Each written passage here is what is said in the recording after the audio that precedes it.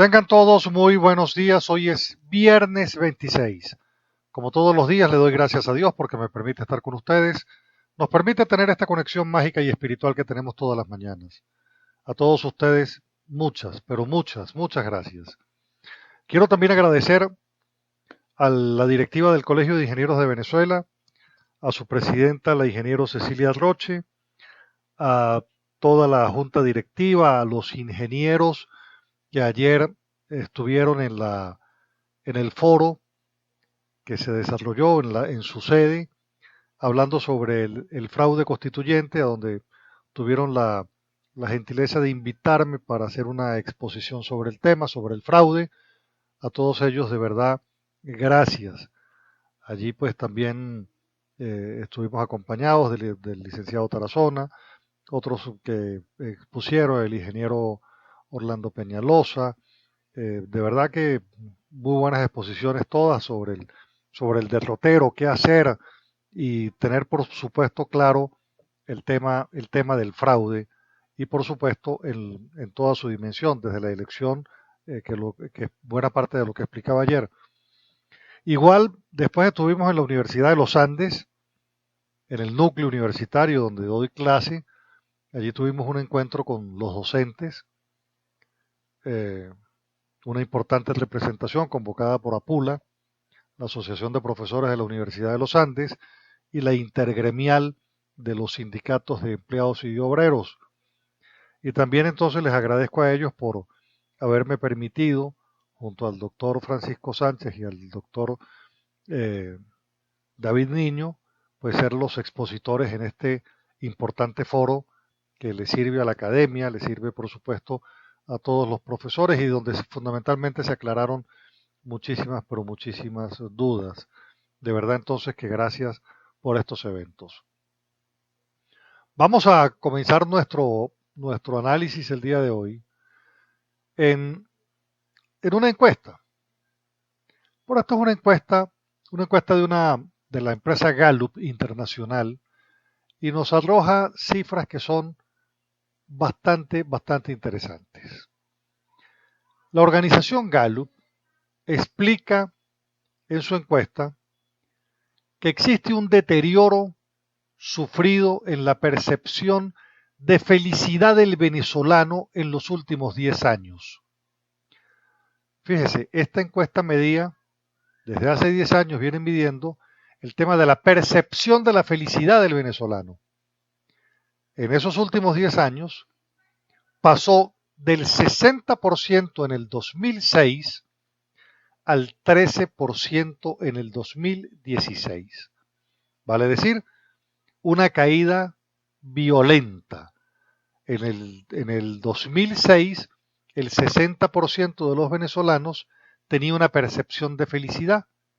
Hoy, o vale decir hasta el año pasado, esa percepción cayó al 13%. Estamos en presencia entonces del desastre de la crisis económica que por supuesto a quien golpea es al pueblo, al venezolano, al ciudadano. Pero ¿cómo estamos en relación al resto de países? Bueno, Venezuela cae al penúltimo lugar en Latinoamérica en el ranking de felicidad. Solamente le ganamos a Haití. Solamente le ganamos a Haití. El 27% de los venezolanos consideraban en el 2016 que estaban viviendo la mejor vida posible. En el 2016 el 27% de los venezolanos consideraba que estaban viviendo la mejor vida posible. 10 años después, solamente el 5% tiene la percepción de estar viviendo la mejor vida posible. Yo me imagino, por supuesto, que este 5% es el de los enchufados. Quiere decir que el 95% tiene una percepción que la felicidad se le fue. Si la tuvo, se le fue. Entonces fíjese cómo son las cosas. En el 2006, el 27% de los venezolanos consideraba que estaba viviendo la mejor vida posible y 10 años después esa percepción solamente la tiene el 5%. En cuanto al miedo a caminar solo por las noches, una forma de medir la confianza de la seguridad ciudadana es esa. ¿Usted tiene miedo de caminar solo en la noche o no? Bueno, el 90% de los venezolanos afirmó que sienten temor de salir a la calle durante las últimas horas del día, vale decir, en la noche. En el tema de la corrupción, esta encuestadora internacional que hace estudio de opinión, y esto básicamente es un estudio de opinión, señala sobre el tema de la corrupción, sobre la percepción de corrupción de los venezolanos, señala que en el 2016 la corrupción en la percepción del venezolano era de un 40%. El año pasado la percepción de corrupción en Venezuela es del 90%. Vale decir, la gente tiene clara que la corrupción se multiplicó, se hizo sistémica y es una buena razón por la cual la pobreza ha minado todo el estamento social venezolano. Ahora bien, mientras que el porcentaje de ciudadanos que quiere mudarse del país aumenta de un 11 a un 40%. 11% en el 2007, 40% en el 2016. Vale decir, la gente ciertamente entiende que Venezuela no está ofreciendo condiciones para vivir. Y aquí me detengo. Pero es que la salida no es irse. La salida no es irse porque usted va a cambiar los problemas que tiene en Venezuela por unos nuevos problemas que va a tener en otro país. Entonces, de lo que se trata es pelear para que esas condiciones de vida que se perdieron en Venezuela las volvamos a tener. Entonces tenemos que pelear por el país que conocemos, que queremos, no por este que vivimos, a donde nos trajo la miseria del pensamiento marxista de Maduro. No, tenemos que pelear por el país ese que nos da la posibilidad de tener una mejor calidad de vida. Precisamente entonces por esto es que el aumento de la gente, del ciudadano que quiere mudarse de país. Por otro lado, en lo que tiene que ver con la calidad de vida del venezolano, la expectativa de calidad de vida del venezolano cae a un 8%. Por análisis en contrario, el venezolano entiende, el venezolano sabe que su calidad de vida se perdió y se perdió en manos de la revolución y todos los cuentos que si la guerra económica, que si los comerciantes, que si los industriales, y nos metieron en esta bancarrota de país a donde estamos. Pasamos de ser una de las economías más grandes a ser una de las más pequeñas en Latinoamérica. Eso es lamentable. Este es el resultado de la revolución. Pasamos de ser una de las economías más grandes de Latinoamérica a ser una de las economías más pequeñas de Latinoamérica. Ahora bien, pese a todos estos resultados, hay razones para tener confianza. ¿Por qué? Bueno, porque el mundo va en una dirección de progreso, el mundo va en una dirección de modernidad, el mundo va en una dirección de mayor calidad de vida, el mundo va en una dirección donde la tecnología va mejorando los niveles y los estándares de calidad de vida de las personas. Esa es una buena razón para no perder la esperanza. Otra de las razones que el propio informe de Gallup está ofreciendo es que en la región las cosas van mejorando. En la región las cosas van mejorando. El pendular de la extrema izquierda a la centro derecha y centro izquierda. La gente en Latinoamérica se va abandonando el modelo populista y eso va permitiendo entonces que la región tenga unos índices de crecimiento y de crecimiento también personal de todas las personas que estamos en la región. Otra de las razones que yo le incorporaría es nuestro pasado. Nuestro pasado es un pasado del cual tenemos que estar orgullosos, porque esta Venezuela fue una Venezuela altamente próspera, altamente próspera. Tenemos activos, tenemos experiencia, y yo creo que tenemos adicionalmente, que no lo tiene el informe, que se los voy a decir yo creo que hemos aprendido de esta impresionante lección. Esta lección que hemos tenido todos los venezolanos, de ella tenemos que sacar las mejores interpretaciones para no volver a cometer errores, porque a esto llegamos por errores y espero que todos entendamos que ayer, hoy, hemos cometido muchos errores. Bueno, por otro lado tenemos un análisis también en materia laboral. En los 2 últimos años se han perdido 1.257.420 empleos en Venezuela. 1.257.420 empleos en Venezuela. ¿Por qué se pierden los empleos? Porque los comercios cierran. ¿Por qué se pierden los empleos? Porque las fábricas cierran. ¿Por qué se pierden los empleos? Porque las industrias cierran.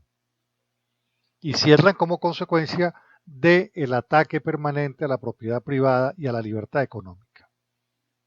Entonces, aumenta el tema de los desempleados, pero aumenta también el tema de la franja de economía informal. Se calcula que en Venezuela hay 5.500.000 personas trabajando de algo, no en la economía formal, sino en la economía informal, en el rebusque, y de forma concreta 2.291.851 personas están totalmente desempleadas. De tal manera entonces que tenemos un cuadro laboral que habla de cómo está el cuadro de comercio, el cuadro de industria, cómo está el cuadro de la economía. Pues el cuadro de la economía está permanentemente en baja y como consecuencia de ello, la producción, como consecuencia de ello también, pues obviamente el trabajo. Bueno, ya tiene entonces una radiografía de cómo estamos, de la esperanza que también tenemos de salir de esto. Y quiero decirles también, nosotros los tachirenses, que somos una sociedad de trabajo culta y civilizadora, es mucho lo que vamos a aportar por este Estado y por la nación. Somos esa puerta de libertad, somos esa puerta que impulsa las reformas y los cambios en el pasado, en este presente y en el futuro.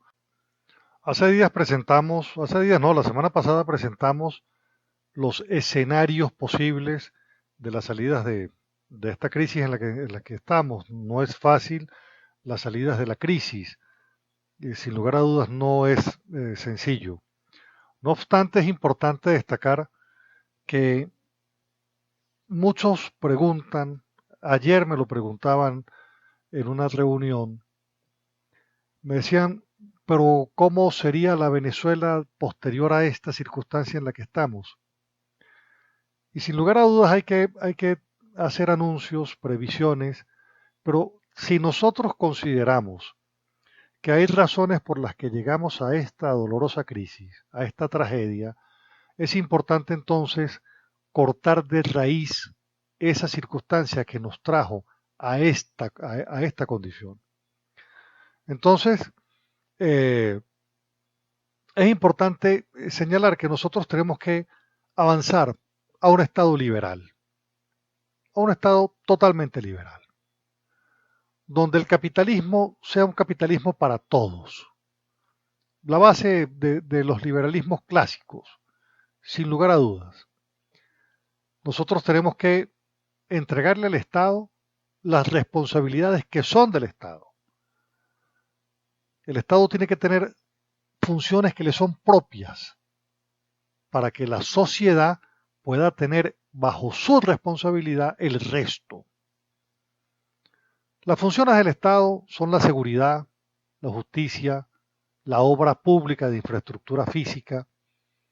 Vamos limitando la función del Estado y vamos abriéndole atribuciones y competencias a la sociedad. Pero esto tiene que ser con un federalismo auténtico, con un federalismo auténtico, con una autonomía municipal de verdad y con unas organizaciones vecinales que se sirvan al interés de la resolución de problemas, de la generación de propuestas y no a la vida clientelar. Entonces los niveles de gobierno municipales, regionales y nacionales tienen que tener una separación de lo que ha sido de forma tradicional el brazo del partido político como un brazo del Estado. Ahí tenemos nosotros que cortar esos apéndices para que el liderazgo político vuelva a tener un liderazgo en la sociedad, se desprenda del clientelismo, que es lo que asfixia el liderazgo de los partidos. En la Cuarta República los partidos fueron fuertes porque los que se dedicaban a la vida del partido se dedicaban a la política y los que se dedicaban a gobernar se especializaban en el ejercicio del gobierno. Pero esto de tener esa doble condición de para ir al gobierno ser militante de un partido político, estar en la directiva de un partido político, no es lo más conveniente. El gobierno lo sabía, modificó la Constitución del 99 de la práctica sana que se hacía en la Cuarta y derivó en todas estas conductas que le favorecieron precisamente al gobierno para montar un Estado totalmente clientelar. En un Estado liberal eso hay que resolverlo. Eso hay que resolverlo. Para que los partidos vuelvan a tener autonomía propia, para que puedan dirigir a la sociedad, para que puedan orientar derroteros, pero no estrictamente vinculados al Estado. Por otro lado, la economía. La economía hay que separarla del Estado. Nuestro problema hoy es que la economía y el Estado son el estatismo del Estado es una conducta de intervención sobre el derecho económico del ciudadano. Y nosotros tenemos que separar el Estado de la economía para que la economía sea dirigida, para que la economía sea desarrollada en manos de trabajadores, ahorristas, empresarios, consumidores, competencia abierta, sin privilegios, sin monopolios, un capitalismo con dinero duro, con crédito sólido, con mercados libres. Esto se lo explico yo de forma permanente a mis estudiantes, con libre competencia, donde la gente pueda tener acceso a producir a elaborar un producto, incorporarlo a un mercado, que tenga acceso a ese tipo de mercado. Tenemos que avanzar en la construcción de una sociedad de propietarios y no de usuarios como lo aspira esta revolución, que va a terminar siendo una revolución a donde el derecho de propiedad usted lo pierde. Alguien me decía ayer, ¿qué pierde el que no tiene vivienda propia, por ejemplo? Bueno, es que una cosa es tener el derecho de propiedad y otra cosa es no tener derecho de propiedad. Cuando usted tiene el derecho de propiedad, usted está ejercitando el derecho conforme al cual usted tiene derecho a tener propiedad. Pero si no tiene propiedad, tiene el derecho a tenerla, que no es lo mismo a no tener derecho a tener vivienda, que es exactamente lo que sucede en Cuba. Entonces, nosotros tenemos que crear esa sociedad de propietarios y para ello la propiedad privada hay que reforzarla en la sociedad. Nosotros tenemos que separar igualmente la educación de la entelequia del gobierno, porque todo el impacto que la tecnología y la innovación va creando tiene que impactar de forma directa la educación, porque los gobiernos son los que menos invierten en investigación, por ejemplo. En investigación invierte el sector privado. De hecho, todo lo que usted tiene por invento tecnológico es del sector privado, no es del gobierno. Entonces, esa manera tosuda como el Estado ha querido intervenir en la educación para que sea de información y no de conocimiento, eso definitivamente hay que romperla. Esa educación entonces hay que sacar a la del gobierno, hay que devolvérsela al docente, al alumno, a los padres. Es así como tenemos que hacerlo. Igual sucede con el caso de la medicina hay que devolvérsela a los médicos, ¿verdad? A los profesionales que están en la salud, a los paramédicos, a las enfermeras, pare de contar. Entonces, tenemos que establecer de limitar la responsabilidad del Estado en el futuro. Igual sucede con el tema de la previsión social, porque el Estado venezolano está en todo y tenemos que reducir el tamaño del Estado para que el Estado se encargue de algunas cosas y la sociedad se encargue de las otras. De tal manera entonces que nosotros tenemos que tener claro que esa nueva visión a donde tenemos que llegar pasa por reformas que son concretas, pero que tienen que devolverle al ciudadano, tienen que devolverle derechos y de esa manera también limitar la función del Estado. Estas son unas pinceladas de lo que debemos hacer, hacia dónde debemos dirigirnos, pero como les he dicho, con un federalismo auténtico y con autonomías serias y ciertas. La lucha política la gana siempre el que tenga una mejor estrategia y el que cometa menos errores.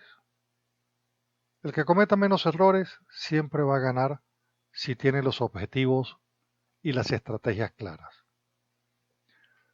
La oposición tiene que tener claro cuál es el mensaje estratégico del gobierno.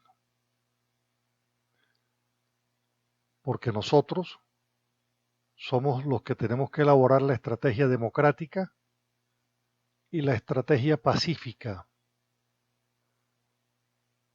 Porque nosotros estamos enfrentando un régimen que, cerrando los caminos institucionales, aumenta la represión y empuja al país al abismo de la violencia con la constituyente. En consecuencia, nosotros como sociedad democrática debemos tener un mensaje diáfano, una conducción clara y la postura de una oposición que debe soportar la embestida, marcar el rumbo y evitar hundirse en las provocaciones del gobierno. El gobierno va al borde del precipicio. En este punto, el que se resbala pierde. Es ahí donde nosotros no podemos morder el peine de la violencia. Porque, y es importante señalar, Venezuela es un país violento. Es un país violento. Nosotros no podemos morder el peine de esa nueva violencia que impone el gobierno.